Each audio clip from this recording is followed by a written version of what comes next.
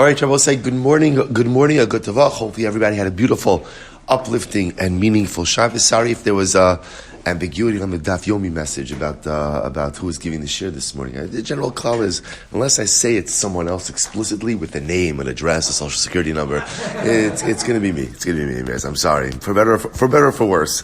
For better or for worse. All right, well, our shir today is dedicated by our TALMUD Torah sponsors for the month of Elul, Jerry and Sora Wolasky, in the refuah sheleimah for their grandson Zecharya Dov, ben Perel Shira. We hope that he will have a complete and enduring refuah together with Kol Cholei Yisrael. To thank our Week of Learning sponsors, Nancy and David Berkowitz, in celebration of their son Jonathan's recent engagement to Rachel Harris. Mazel tov, mazel tov, mazel tov. New couple should be zochet to go to the chuppah b'sha'a tova u'metzlachas.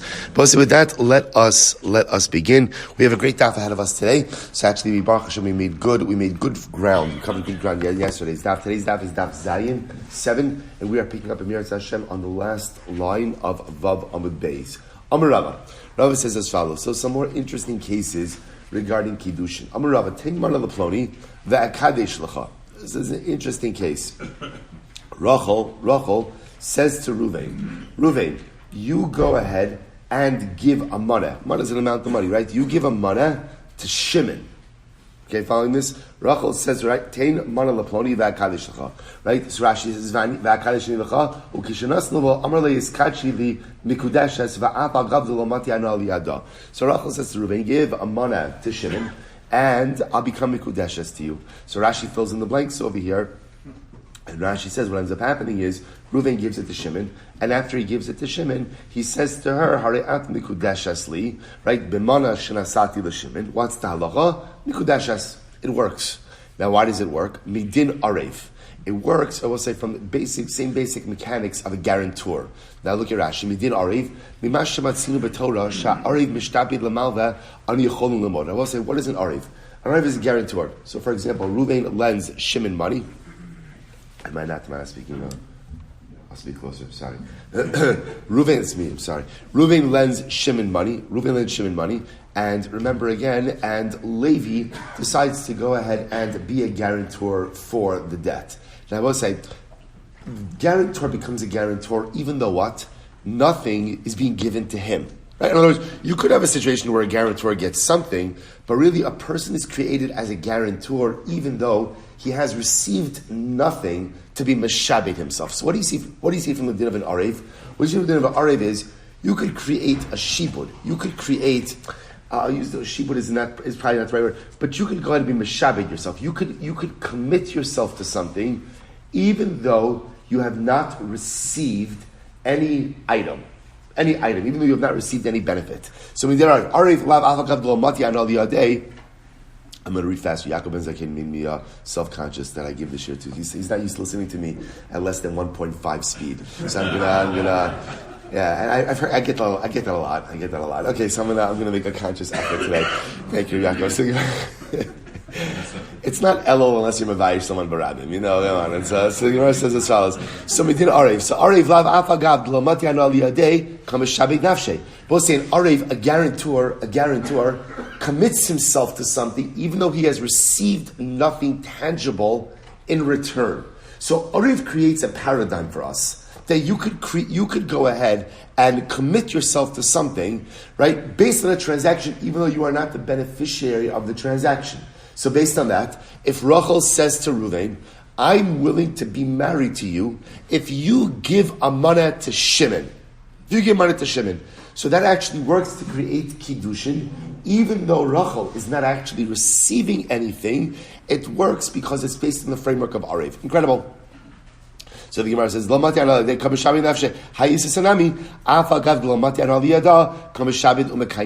this woman also, even though she hasn't received anything, right? There's no benefit, no tangible benefit coming her way, since ultimately, again, it works als arev, she's meshabed herself, and ultimately enters into marriage. Next case. Heiluch money, bizkachi leploni. So let's take a look at Rashi over here. Heiluch money, bizkachi leploni, buhu shlucho, ela shemekacha mishalo. So I'll say this is an interesting case. Reuven comes over to Rachel, and Reuven says to Rachel, take this money and become married to Shimon.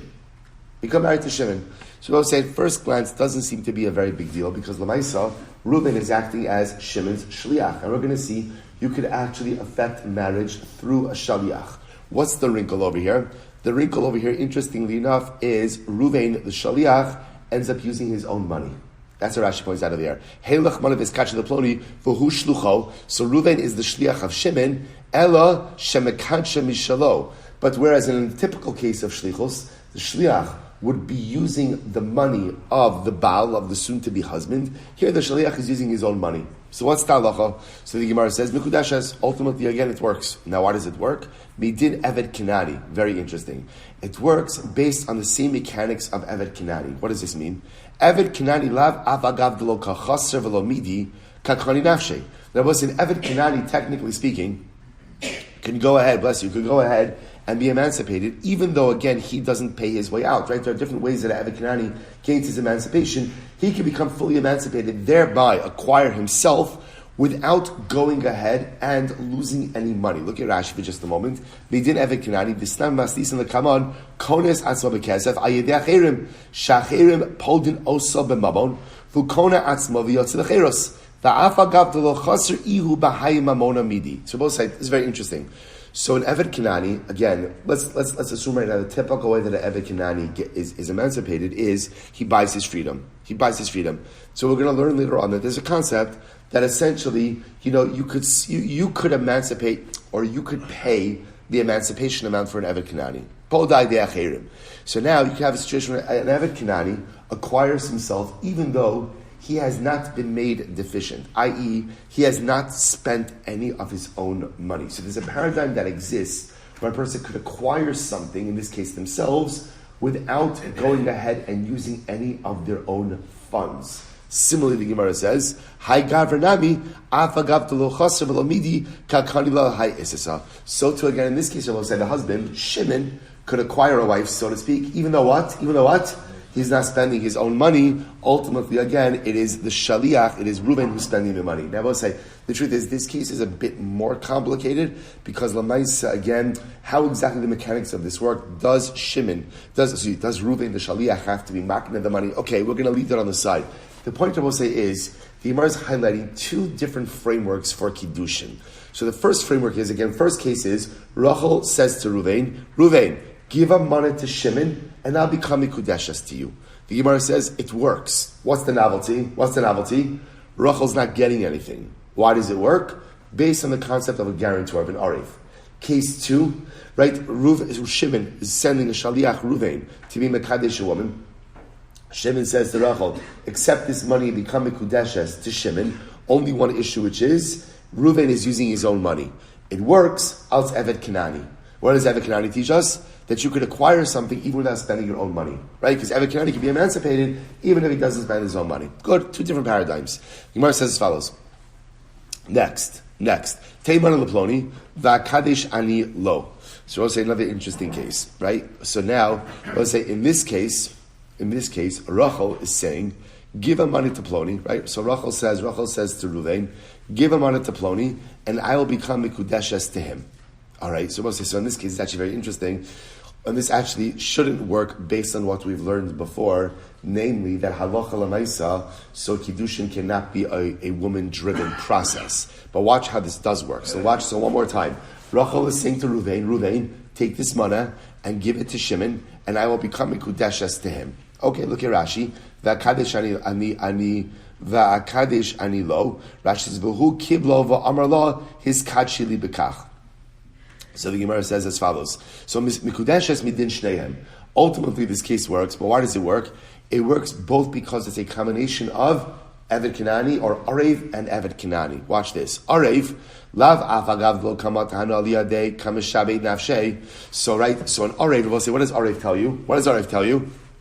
Arev tells you that you could become committed to something even if you get no benefit from it. Right? That's what Arev teaches you. Therefore, in the same way, Hai isasanami afagav delo kamati hanu aliyadei kamekai nafsha. So it's about saying, in this case, is Rachel getting any benefit? Is she getting any benefit? No. Why? But she's the one furnishing the Kesef Kiddushin. She's the one furnishing the Kesef Kiddushin. So we'll say, so fascinating. Arev teaches me that I can become committed to something even though I get no benefit from it. We're going to come back to that concept in just a moment. Right? Furthermore, again, the Gemara says, 1 second, mi dami arev, haidika kanile kachasr mamona. But I don't understand about say, how could this be compared to a case of an arev? After all, again, in a typical case of the arev, the one who is acquiring, the kakanile, which is the lova, ultimately does lose money. Hai gavra kakanile lahai isisa velo kachasr velo midi. But at the end of the day, this guy's acquiring a woman, and he, so to speak, and he's not down any money. He's not deficient in any way. The Gemara says, Eved kinani yochiach. Eved Kanani can prove this point. Dilo kachasr mamona, because there is a case of where an Eved could acquire himself without losing any money. Fikakani nafshe, and he acquires something. In this case, himself. Midami. How can you compare the case? Hasam hach dika makni kakani. We'll say there. Ultimately, again, it's the person who is makna, meaning the adon, who ultimately again conveys ownership of the Eved to himself, who acquires the money. Hacha hai isisa kamakanya nafsha velo kakanya velo midi. Right, but in this case, the Rebbe will say it's not comparable. Arev yochiach. So let's look at the case of guarantor. Afagav dlo kamati anal yadei mishabei nafshe. Even though halacha lemaisa, even though the arev doesn't get any benefit, the arev still commits themselves. So Rebbe will say. So again, therefore, that last case is not really as conclusive. I will say, but I will. So again. The point to keep in mind are these two constructs. The Arev construct, which teaches us that halacha l'maaseh you could become meshubad to something, committed to something, even if you've received no benefit. And the Eved Kanani concept, which teaches us that you could acquire something even if you have not spent any of your own money. Based on those two paradigms, if Rachel tells Shimon, give a mana to Ruvain and I'll become mikudeshes to him, that works. That's Arev. And similarly, again, if Rachel goes ahead and, what was the second case? Right, Helich mana leploni v'skachi. Right, go ahead and give this mana to Ploni, and I'll become mikudeshes. That ultimately works out Eved Kanani. Incredible. So by Rava, we'll say two more cases. By Rava, Helich mana v'akadish ani lecha mahu. So what about the following case? Take this mana, and I'll become mikudeshes to you. What's the halacha? So Amar Zutra mishmei d'Rab Papa mikudeshes. It works. Amar Ravashi, Lamar Zutra, Imkain, Havili Nechasim Sheish Machrayis, Niknim Im Nechasim She'in Machrayis. So we'll say this is actually very interesting. So in a case where Rachel says, ultimately again, right, give a mana. So one more time, Heilech mana va'akadish ani lecha. So Rachel says to Reuven, take this mana. She's giving him the money. Take this mana, and I'll become mikudeshes to you. So in this case, you've just cut out the intermediary. Rachel speaking directly to Reuven, take this mana, become mikudeshes to you. Rabbi say, I will point out to you, Rashi says, obviously, that won't work to affect Kiddushin, right? Why won't it work to affect Kiddushin? Because that's a female-driven process. So obviously, the way the case has to work is, she gives him the money, and then he says, Hari at mikudeshes li b'kesef zu. Right? So see, he transforms it. Again, the Gemara is leaving that piece out, because the Gemara assumes that, of course, we know that, because if a woman just gives money to a man, that doesn't affect Kiddushin. So again, just the case is, she's giving him the money, right? Heilech mana, take this mana. I'm sorry. Right? Heilech mana v'akadishin lecha. So take this money, I'll become mikudeshes to you. He receives it, and then Rashi points out, he says to her, his kad shili bekah, become mikudeshes to me with this money. But the money's coming from her to him. Good. So the Gemara says, this is very interesting. The Gemara says mikudeshes. It works. Now the Gemara says, I'll say something very interesting. So if you notice, there are two things happening over here, right? The husband is acquiring two things. What are the two things he's acquiring? Right? Number one, money. Number two, a wife. Now, here's what's interesting. How is he acquiring the wife? Right? Or saying a win-win. That's a good deal. Right? So how is he? Here's what's interesting. The money seems to be what's affecting both of these transactions. Receiving the money, you get the money, and through reception of the money, ultimately, again, it's affecting Kiddushin as well. So the Gemara points out something very interesting over here. He says, how does this really work? This should be a case of nechasim, sheyesh lahem achrayis, niknin in nechasim she'ein lahem achrayis. So we'll say, this is very interesting. We know that in the world of property, there's two different types of property. There's nechasim sheyesh lahem achrayis, which usually refers to real property. Land, real estate, avadim, versus nechasim she'ein lahem achrayis, which usually refers to movable property. We'll say, by the way, the literal translation, nechasim sheyesh lanachrayis, means land or property for which there is responsibility. Because generally when you purchase real estate, you purchase it with achrayis, which means if I buy property from Ruvain and then the property is seized from Ruvain's creditors, by Ruvain's creditors, I'm going to go back to Ruvain to make me whole. That's called Ruvain has achrayis. So again, so we'll say, so in this case over here, this is actually quite interesting.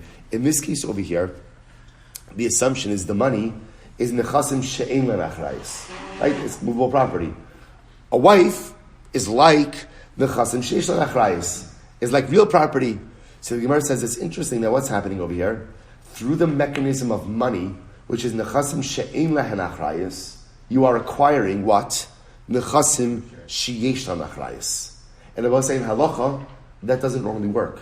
In halacha, the reverse is true. Look at Rashi. Look at the Gemara. The Gemara says, "Va'anon ipchan tanan nechasim she'ein len achrayis niktim im nechasim sheish len achrayis bekesef b'shtar u'bechazaka." And I will say, now let me just explain this to you outside. This is actually a very pasha case. I will say, if I'm buying land from Ruvain, so let's say I want to do this. I want to get into farming. Right? Right? Yeah. No, right. The rabbinets run its cars, right? So again, they'll say, so I want to run farm. So what happens? I decide I'm going to buy a farm. and I want to buy farming equipment. So there's a tractor, I can't name anything more than a tractor.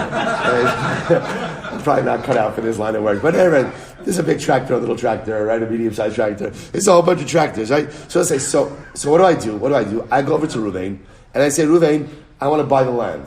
So I said there's a concept that when you buy real property, you could also acquire movable property along with it. So what I could do is with one kinyan on the karka, nechasim sheyesh lahem achrayis, I could also acquire the nechasim she'ein len achrayis. By acquiring movable property, real property, I can also acquire real property. Now, the case I was giving you happens to be even an easier case because the movable property is situated on top of the real property. Even if it's not like that, it still works. A kinyan on real property can allow you to acquire movable property as well. But the reverse does not work.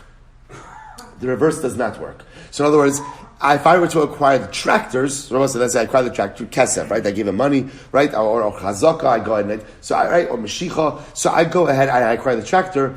Acquiring the tractor does not allow me to acquire the land. So the Gemara says, this case doesn't make any sense. Rachel goes over to Ruvain, she says, Ruvain, behir, heilech manazeh, take this mana and I'll become mikudeshes to you. So the Gemara says, mikudeshes. So we'll say, this sounds like he's acquiring the money, and by acquiring the money, he's also acquiring a wife. But money is nechasim she'ein len achrayis, like movable property, and a wife, right? A wife would be more considered to be real property. So how does that work? That movable property, so to speak, could acquire real property. Amrale, listen to this. This is incredible. Mi savris da amrale agav. Mi savris da amrale agav. Hacha ba'adam chashav askinan tebahi hanad dekamekabel matanamine gamra umekagile nafshe. So Rabbi said, this is incredible. This is a different kind of case. Let's say this is a case where Ruvain is a very chashav a person. Now I will say, often at least it was the way in the Gemara, chashav people wouldn't accept matanos. They wouldn't accept gifts, right? Why? Let's say because it was like a shtickle beneath them, right? If you're a chashiv person, you have everything. I don't need a matana from anyone. So therefore, again, an adam chashiv was only accepted matanas from very specific and a select group of people. So the case over here is Rachel is giving Ruvain a mana, and Ruvain ultimately is an adam chashiv. So she says, Heilech manazu. The Kiddushin is not affected through the money. It's not affected through the money. What is it affected through? The hana that she gets by knowing that an Adam Chashuv accepts her gift. Because I'll say again, that type of hana, that hana is a quantifiable hana. If I become the kind of person that Reuven accepts gifts from, suddenly again I have a whole entry into a whole bunch of new circles, right? New deals open up, new opportunities open up. That is a quantifiable and tangible hana. That's the hana that she's receiving, that she commits herself to when getting married. Incredible. And that's what affects the Kiddushin. Rava says, by the way, all of these halachas that we've learned before also apply ultimately again to regular financial transactions. As Rabbi say, the mechanics that we spoke about before, when it comes to Arev, when it comes to Evet Kinani, will work by regular dinei mamras, will work by financial transactions as well. To which the Gemara says it's tzricha. So why do you have to say that it works both by financial transactions as well as by Kiddushin? Tiashin in Kiddushin, if you would have just said Kiddushin, Mishum Dahai Isisa Necha Le Becholduhu Kidresh Lakish. So we'll say, I might have thought that, we'll say, let's take a step back. See, here's one more time. What's the takeaway over here? So what we've been introduced to, I will say, is that up until now, I mean, we haven't been learning Kiddushin for all that long, but in the last couple of days, if someone were to ask you, what is like the most immutable, unchangeable law of Kiddushin? You would have said, in order for Kiddushin to be effective, what has to happen? The woman has to receive something from the man. Kasev, shtar, biyabit has to receive something tangible. What we're introduced to in today's daf is that is not necessarily true, or that tangibility could look different ways. Namely, that you could affect Kiddushin using the mechanism of Arev. So what's the mechanism of Arev? Ultimately, again, right, Rachel says to Ruvain, give a money to Shimon, and I'll become Mikudeshes to Shimon. I'll become Mikudeshes to you. I shall become Mikudeshes to you based on that money that you give. How does that work? That's Arev. Right? Arev tells us that you could become committed to something, even if what? You have received nothing tangible in return. Case number two. What was case number two? Sorry, right? Case number two ultimately was go ahead and this was the case of where, remember, Shimon, or I'll keep mixing up the names, Ruvain is acting as a shaliach for Shimon to Mekadesh Rachel, right? But Ruvain ends up using his own money instead of Shimon's money. That works. Why does that work? Evet Kinani. Evet Kinani could acquire himself even though what? He has not received anything of benefit. So Rabbi says, so now what the Gemara is saying over here is that halacha l'maisa, these concepts work for Kiddushin and work for other financial transactions as well. So the Gemara says, okay, why do you need to say that? The Gemara says, because had you not said it, I would have thought it just works for Kiddushin. Why does it work for Kiddushin? We'll say, because in general for Kiddushin, a woman doesn't need all that much to commit to marriage. Now, what does that mean? Right? So the Gemara says, listen to this, Kidresh Lakish, Tav lemesav tandu me lemesav armala. Ultimately, again, from a woman's perspective, it is better to be married with someone than to be alone. Rashi says over here, right? He says, "Tandu begufim shnayim bal ve'ishtov afilo eino la ela letzeves ba'alma." So we'll say, so again, some level of companionship is better than being alone. Rabbi say it's actually interesting because if you notice, we have like competing motifs in Chazal. Because last week we learned that it's the man who runs after the woman in order to affect Kiddushin, which sounds like man needs marriage much more than woman. And again, in Ksuvis, we saw ways in which Chazal to incentivize women getting married. But yet, interestingly enough, here you have Reish Lakish saying that a woman would prefer even marrying someone who she's not that crazy about, but just in order to have companionship, then ultimately, again, to be alone. You know, it reminds me of the famous Mamar Chazal, right? If you can't be with the one you love the one you're with, right? So I'll say, so Lamaisa again, which I will say is an incredible yisod. So the Gemara says, so therefore I would have thought maybe Arev, Evet, Kinani, maybe that works for Kiddushin, because Lamaisa, again, in Kiddushin anyway, a woman is pretty much ready to commit as long as the guy is normal, as long as the guy is somewhat stable. You know, so maybe she'd be willing to commit even for lesser amounts. And that's when you could use the mechanisms of Eved or of Arev. Avamamona, maybe not by financial transactions. Maybe financial transactions really require the real conveyance of Hano. Because we'll say in general, money can be forgiven, right? Financial transaction, money can be forgiven.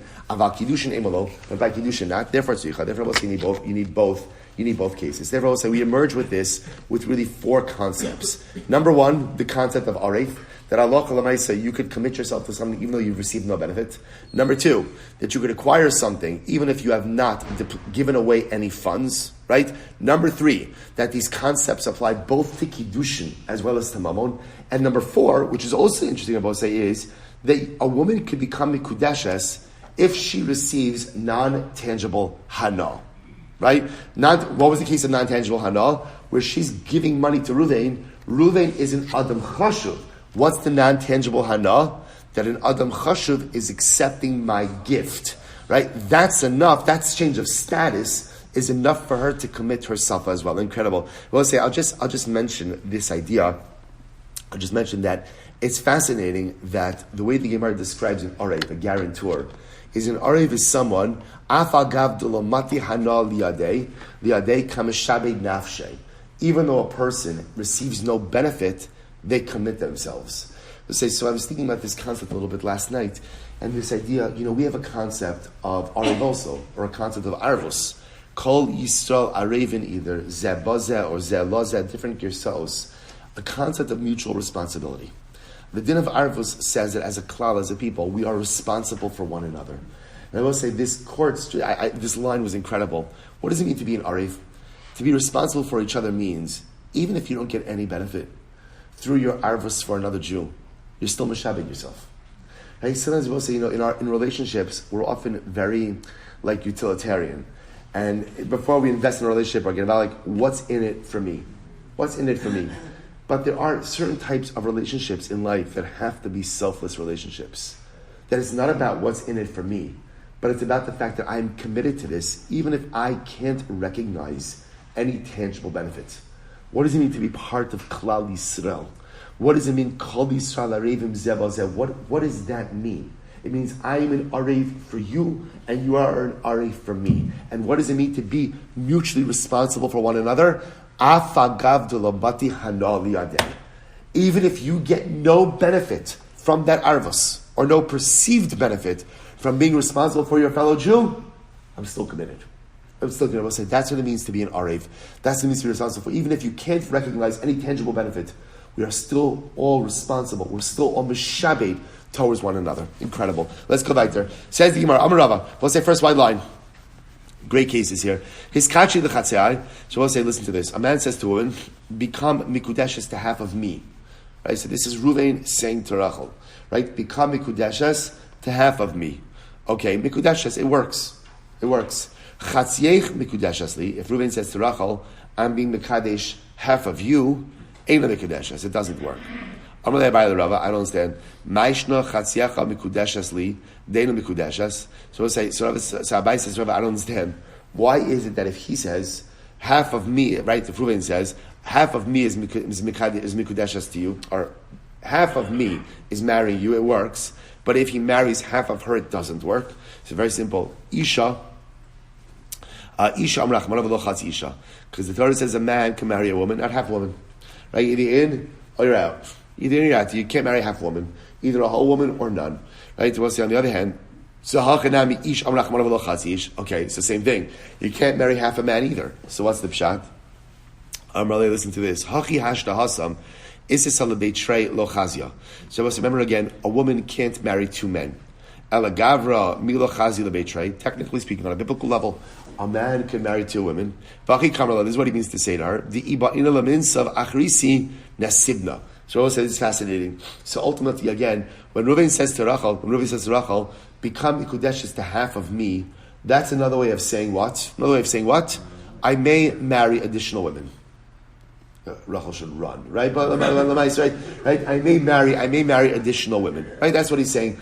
As opposed to when he says to her, I'm being mekadesh half of you, there's no such construct like that. Rachel cannot marry two men. She can't marry two men. So Lemaisa, it does not work. So a fascinating distinction. So we'll say it's fascinating. I don't understand. Now Gemara says, even when he says to her, even if Reuven says to Rachel, listen Rachel, half of you should become mikudeshes to me, it should work. We'll say, watch, it's fascinating. Bless you. Why should it work? Because once he's mekadesh part of her, essentially we'll say, what should occur? The Kiddushin should spread to the rest of her. Now, what's the mechanics? This is incredible. Do we not learn? Haomer ragla shalzu ola. If a person goes over to an animal and he says, the leg of this animal is an ola. And we'll say, now, technically speaking, an ola is an animal, right? A whole animal. But in this case, all he's doing is he's being mekadesh a leg. The leg of this animal should be an ola. What's the halacha? Kula ola. the entire animal becomes an ola. Va'afilu leman da'amra in kula ola. I will say because the kedusha spreads. Once you mekadesh a leg, it spreads to the rest of the animal. Now, interestingly enough, even according to the opinion that says no, if you're mekadesh a leg, it doesn't spread to the rest of the animal. That's only if you consecrated a part of the animal that the animal can live without. But I will say, if you're makdish a part of the animal that the animal cannot live without, then what? Then Lamaisa, everyone agrees that the entire animal is hektish. So, for example, if you go over to an animal and you say, Rosh, the head of this animal should be an ola. Everyone agrees. You will say, what happens? The kedusha spreads the entire animal. So, what's asking over here, when a man is mekadesh half a woman, right? Reuben goes over to Rachel and says, half of you should become mekudeshes to me. I will say, half of a person is what we would call an Ever Shana Shama Teluyabo, right? Life is dependent on having, at least having your body. So Lamaisa, why not go ahead and say, once he's Mekadesh half of her, then what? The Kiddushin spreads to the rest of her. To which the Gemara says, Mi Dami, how can you compare the cases? Hacha Hasam Behema, Hacha Das Acheres. I'll say, it's not exactly a good comparison. Why isn't it a good comparison? Because Lamaisa, one is talking about an animal, and one is talking about a person with das. To which the Gemara says, Halo dami ellaha. This could be compared to the following case. Dam Rabbi Yochanan, beheba shal shnei shutvin. If you have an animal that belongs to two partners, Reuven and Shimon own an animal in partnership. Now what happened? Hektish chatzia. So I'll say, so imagine for a moment, Reuven was makdish his half. The chazar v'lakcha v'gdisha. So I'll say, then what happens? Then Reuven buys out Shimon, and then Reuven is makdish what was Shimon's half. So we'll say, what's the status of the animal?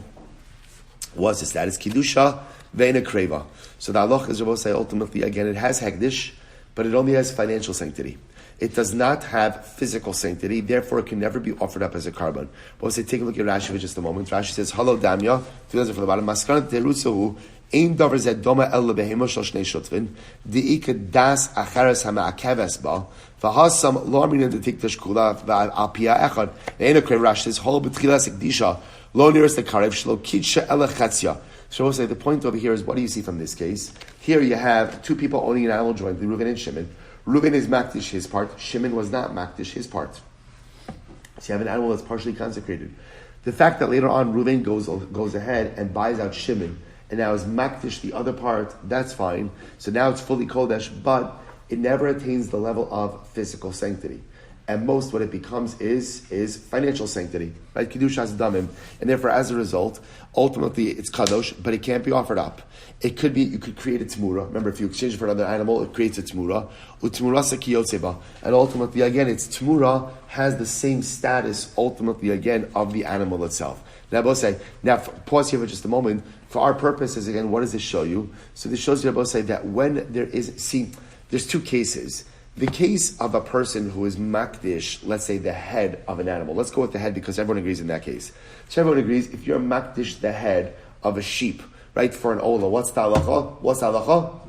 The entire animal is consecrated, right? So therefore, yet contrast that with the case of an animal owned by Reuven and Shimon, and Reuven is makdish his half, and Shimon is not makdish his half. Even if Reuven subsequently buys out Shimon and consecrates the other half, it never attains financial sanctity. What do you see from here? That when there is intellect, when there's das involved, so Kiddusha doesn't automatically spread. So too, just to kind of circle back, when Reuven says to Rachel, half of you should become Mekudeshes to me, so as much as we wanted to say that Kiddushin should just spread, that doesn't happen in a situation where there's das. Spreading of Kiddusha only happens when ultimately, again, there's no das. And therefore, Allah L'maisef, Reuven says to Rachel, half of you is Mekudeshes to me. What's the halacha? Eina Mekudeshes. It doesn't work. Now, let's say, I'll just point out something very interesting over here, that there's two incredible concepts that come out of this. Number one, I will say, you see that in the world of Kiddusha, just going back to the animal for just a moment, that there's an opinion that says that if you're makdish, the leg of an animal, that Kiddusha automatically spreads to the rest of the animal. But you know, it tells you something amazing. That in the world of Kiddusha, all you need to do sometimes in life to get on the right path towards the actualization of Kiddusha is something. You don't have to do something dramatic. You don't have to do something heroic. You don't have to do something amazing. Sometimes all you need to do is just a little act of Kiddushin, like get your pinky toe Kaddish. Just endow your life, imbue yourself with some level of Kiddusha. And the way Kiddusha works is that Kiddusha goes ahead and spreads. But I will say, you know what sometimes prevents Kiddusha from spreading? This is incredible. You know what prevents Kiddusha from spreading? Das. Sometimes we overthink things. Sometimes say, come on, I'm so broken, I'm so this, I'm so impaired, I'm so handicapped, it's never going to work. How could one little act of Kiddusha go ahead and really spread throughout my entirety? Sometimes it's das, which impairs and impedes the spreading of Kiddusha. Sometimes they're about saying ruchnius. What a person has to do is dispense with the das and just do. Just plot yourself on a trajectory of growth. Just start doing good things, and also parallel-wise, stop doing bad things. Right? Just get your leg kaddish. Just endow and imbue yourself with a little bit of Kiddusha. Don't overthink it. Just do it. Put the das to the side, endow yourself with a bit of Kiddusha, and something amazing happens, which is the Kiddusha spreads. And before you know it, you're kula kaddish. Incredible. Shema minat klas. Says the Gemara. We learned three things from here. Amud Beis. Number one, Shema mina balei chayim nidchim. Now, Rabbi said this is actually very interesting.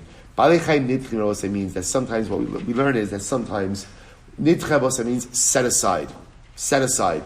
When something is initially set aside, it remains set aside. So, for example, in this case over here, in the case of the animal owned by two partners, once the animal could not attain full physical sanctity because it was only partially sanctified, it remains nidcha. It remains unable to go ahead and achieve a level of physical sanctity. Ushmamina, dichui meikara, havadichui. So we learn that when something is initially set aside, it retains that status even if circumstances change. And lastly, ushmamina yesh dichui b'damim. I will say finally what we learn is that halacha l'maisa, the concept of dichui, something set aside, being unable to go ahead and reach a certain status, applies even to items that only have financial sanctity. So three incredible lessons. Incredible. Fine, let's go back there. By Rava. So we'll say, here we go. Some more interesting cases. Zayin Rabbei's 7b, 2 lines down. By Rava, or now 3 lines down. Chatziech b'chatzi pruta. V'chatziech b'chatzi pruta. Mao. So Rava says it's an interesting case. Reuven says to Rachel, I want to acquire half of you with half a pruta, and the other half of you with another half a pruta. Okay, I don't know. I was thinking about this. Like, where did this come up? I will say sometimes a man wants to impress a woman that he's learning, that he's a ben Torah, he's going to shir every day, right? So he throws one of these gemaras out at her. Yeah, don't do it. Just say, "Will you marry me?" Anyway, the Gemara says as follows. But in this case over here, he says, "So I want to betroth half of you with half a pruta, and half of you with half a pruta." So does it work? Mao kevan gamala chatzi pruta paska. So here's what's interesting. Do we look at both of these statements kind of individually? Now, if we look at them individually, then what has he done? What is he trying to do? He's trying to affect some level of Kiddushin with half a pruta. And I will say, can you affect Kiddushin with half a pruta? No, that's the first Mishnah. Of course not. So therefore, I will say, if we look at these statements individually, then of course, halacha l'maisa, they're meaningless. They're meaningless because you cannot go ahead and be mekadesh a woman with half a pruta. O dilma, Mona v'holech. Or maybe we look at them and say, no, we don't look at the statements individually. Rather, we look at them what? In continuity, right? That what is he doing? It's a whole speech. Half of you for half a pruta, the other half of you for the other half a pruta. So the mice again, holech l'mona means we look at the two parts of the speech as one cohesive verbal unit, and therefore it should work. Im timsla mona v'holechu. Now, I will say if you say mona v'holech, so therefore we look at both of those statements as one cohesive verbal unit. Listen to this. Chatziech b'pruta, v'chatziech b'pruta mahu. Well, so what if he says to her, I want to mekadesh half of you with a pruta and half of you with a pruta? Does that work? Mahu. Kevan da'amrla b'pruta u'pruta paska l'nosei. So I'll say, so do we say that Lamaisa again, since he said a pruta, then obviously again these statements are to be reckoned individually, and therefore I will say, now it still won't work. Why won't it work? Because even though he's using the right unit of currency, he's saying what? Half of you, and that doesn't work. O doma, kol biomei monav holichu. And I will say, Maybe we say in general, anything he says over the course of a day is mona v'holech. Let's say ultimately, again, it's all part of the same verbal unit. So let's say, it's the same fundamental question. When a person is making two statements, so do we look, and obviously both statements are directed at Kiddushin, do we look at the statements individually, or do we look at them collectively? That's the fundamental question. So if you want to say that ultimately anything said over a course of a day is considered to be like one cohesive verbal unit, chetziech bepruta hayom, the chetziech bepruta lemachar mahu. Okay. So what happens if he says to her, I want to be Kaddish half of you with a pruta today and half of you with a pruta tomorrow. Kevan da amrla lemachar pascha. So then we say, look, once you're getting into multiple days, then no, we can't look at that as one cohesive verbal unit. Therefore, it's two different statements. And I will say, in this case over here, as much as you've got the unit of currency right, you can't be Mekadesh half a woman. And therefore, it's not going to work. Oh, Dilma, this is what it means to say to her. Kiddushin maschalu be'a'idna, umigmar lo nigmaru ad lamachar.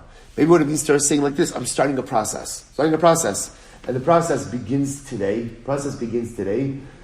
and it will conclude tomorrow. And therefore, perhaps, even though it's spanning 2 days, it should be one cohesive rebel unit. Okay, next question.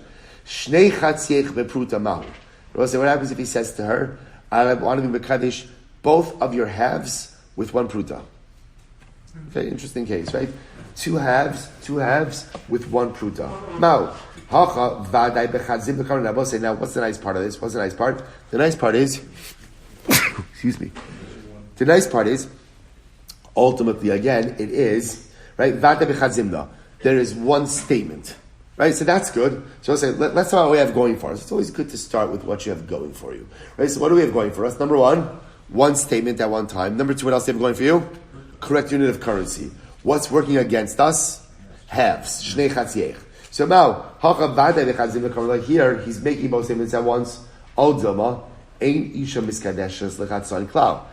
the other hand, he's talking about being Mekadesh halves. And you can't be Mekadesh half a woman at all, and therefore it should not work. To which the Gemara answers, Teiku. So also, by the way, that Teiku is on everything. Right? That Teiku is on everything. Now, whenever you have a Teiku, in any of these cases of Kiddushin, the result ultimately again is going to be Safik Mekudeshes, which is incredibly problematic. Okay, let's go back to it. Says the Gemara.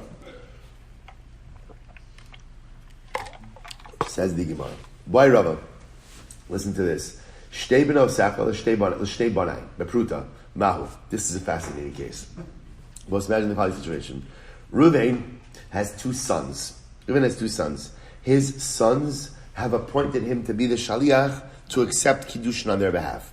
Shimon has two daughters. And let's go with the idea, we can even keep it easy. Like Rashi points this out, Shimon's daughters are minors. And therefore, again, Shimon has the biblical right to marry off his minor daughters. So what happens? So Reuven comes over to Shimon and he says, listen, here's the deal. Let your two daughters become Mekudeshes to my two sons, and here's a pruta. One pruta. So mahu. Does it work? Do we say basar nosim the kabbalah azlinan va'ikam amona? O dilma basar dida azlinan v'haleka? So I will say this is fascinating. Do we look at the transaction of Kiddushin through the lens of the people affecting the transaction? Or is it through the parties who are getting married? So we'll say, so what's the nafkamina? If it's about the parties affecting the transaction, there's one father of the grooms, one father of the brides. In which case, one can make the argument that's what? Maybe one pruta should work. On the other hand, if it's about the couples, there are two couples. And if there are two couples, each couple is going to require its own pruta. Fascinating. Which the Gemara says, Teiku. We'll say, I want to tell you like this. The Gemaras like this are another reason to daven extra hard for Mashiach. I will say, right, it's so frustrating to not know what to do in these cases, and how beautiful it's going to be when Eliyahu Navi comes, and of course you can imagine everyone's going to rush towards him. We'll get him as a scholar in residence in Eretz Hashem, and again we'll carve out a couple, right? The weekend of the Eliyahu Navi, right? There's going to be no problem getting sponsorships for that, by the way. I have no, right? And let's say, can you imagine again? All we're going to do is just page after page go through all the tekus, and Eliyahu Navi is going to give us clarity on all of this. It's going to be incredible. So the Gemara goes weiter. Says another teku. Bayra Papa. Bitchol Paraschel Pruta. Okay, this is an interesting one. Right? So Reuven goes over to Shimon, and Reuven says to Shimon, here's the deal. I'd like to marry your daughter and get your cow. Right, get your cow. And here's a pruta. Here's a pruta for both. Mahu. So we'll say, what is Reuven saying? Is Reuven saying, here's a half a pruta for your daughter, half a pruta for your cow? Or maybe no. In other words, what he's saying is, here's the pruta to affect Kiddushin with your daughter. And no, the cow will do through Mashiach. In other words, the cow has nothing to do with the pruta. Tushing where it says Teku. We'll say, so it's also an incredible yisod, which is, what do you see? What do you see from all these cases? So what you begin to see, what you begin to see is, when you speak in ambiguous ways, no one knows what you're saying. And I will say, specifically in the world of relationships, it is so important to be able to say what you mean. Right? How much relationship friction is created because sometimes a spouse feels like you should know what I need or know what I want, even if I don't say it. Right? People feel like, what's the sign of a good marriage? That you can intuitively know what your wife needs, what your husband needs, even if they never say it. I don't know, like unless you have like an Urim V'Tumim, right? They're walking around with you. Right? You cannot know what anyone wants or needs unless they tell you. I would say, here's the incredible part. In most good, healthy, loving marriages, if one spouse tells the other what they need, the other spouse is going to come through. But if you expect your spouse to be a Navi, then the Maisa 9 out of 10 times, they're going to fail you. Because no one could really ever know what's in your heart. No one could really ever know what it is. But if you say it, we'll say that's the most haskell in these statements. When you're ambiguous, and it's not clear what you're saying, no one knows what you're talking about. The halacha doesn't know what you're talking about. And if Chazal can't figure out what you mean and leaves off with the teku, then of course, again, we're not going to know what each other means or our spouses mean if we're not explicit with what it is that we need in the context of a relationship. Such an important yisod. Anyway, let's go weiter. So by Rav Ashi, right? Bitcha v'karkacha v'pruta mau. Same idea. Reuven goes over to Shimon. Shimon, here's a pruta for your daughter and land. Bitcha b'samau. Bitcha b'chatzi pruta v'karkacha b'chatzi pruta. We'll say, what is going on over here? Is he giving a half a pruta for the girl, half for the daughter, half a pruta for the land? Or maybe the pruta is for the daughter, and the karka is going to be acquired through chazaka. So teku. Again, I will say, all these cases teku. Ho gavra, another case. Ho gavra, the akdish b'shir. So we'll say, this is a really interesting case. Actually, we're going to delve into this sugya a lot, because it's quite fascinating. We'll say, so ho gavra, the akdish b'shirai. A man goes ahead and is mekadesh a woman with shirayim. Now let's say shirai are silk. It's silk. He gives her silk. So what's the halacha? Rabba Amar Lo Tzrichi Shuma. Rabba says the truth is you don't need a valuation. Is that the right word? Appraisal. Right? You don't need to have the silk appraised. And Rabba say, now what's going on over here? Look at Rashi. Lo Tzrichi Shuma. Shumu Osan. Shuma Osan Kodem Shet Kablan.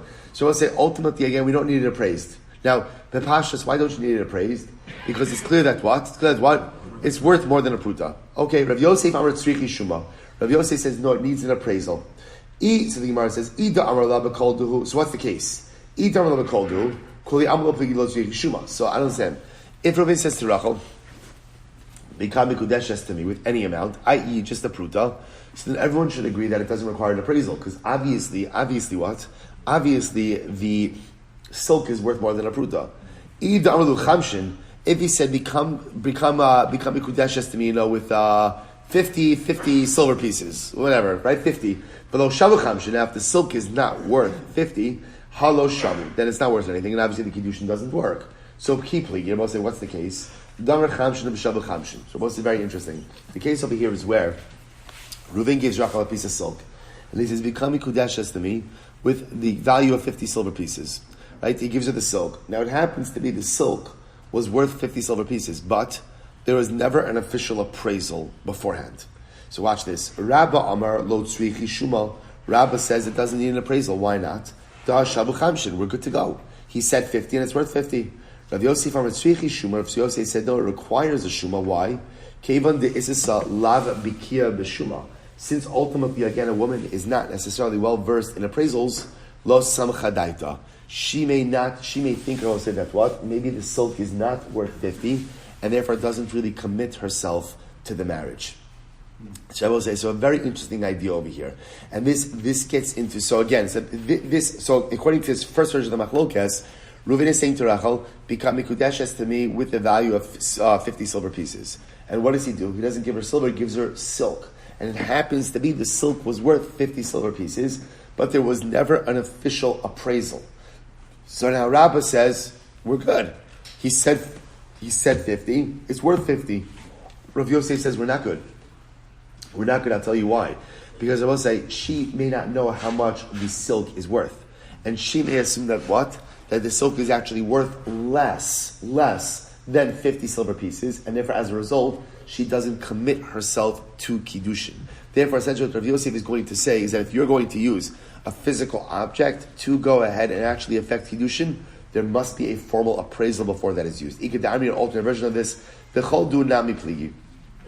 We'll see, we'll stop over. We'll pick up with this tomorrow, Miras Hashem. We'll say what I will mention is something very interesting. You know this. I saw this by my daughters-in-law. This is not our family minhag. That in the two mishpachos that my boys married into, the minhag there was that the kala wears a very thick veil that you can't see out of. In our family, that's not the minhag. So it was interesting. Where does that minhag come from? To wear a very thick veil that you can't see out of. It actually comes from the skimara. We don't want the kala to see the ring. Right? Why? I don't understand why. Because that's part of it. Because the concern is that halacha l'maisa, if she thinks it's valued as something, but it's really valued at something else, it could be a problem with the kiddushin. So again, it's obviously she sees when it goes on her finger, but l'maisa, again, there's other origins for the minhag. It's a minhag, other origins as well, but comes from this a concern. That's why I will say, even under the chuppah, we ask the chassan, right? Is the ring worth at least the pruta? Right? We don't ask him, by the way, how much did you pay for the ring? Right? Like Jews, right? How much you get that for? Right? How much you get that for? Right? We don't do that. Dafka, we don't want to know how much he got it for. We don't want to know that. All we want to know, and all we want the kala to know, is that it was worth at least a pruta. That's the only piece of information that's important for us, because that way we know she's entering into this relationship based on the valuation of a pruta and no more. Because once you get into items that have a greater value, you have an issue of if she thinks it's one thing, it's really something different, you have a fundamental problem with the Kiddushin. Rabbi say, so again, we're kind of stopping off in the middle of this sugya, and that's to be continued to Rabbi say, such a schos to begin the week with all of you. Shkayach. All right, Chabra on Zoom, have a great day, everyone.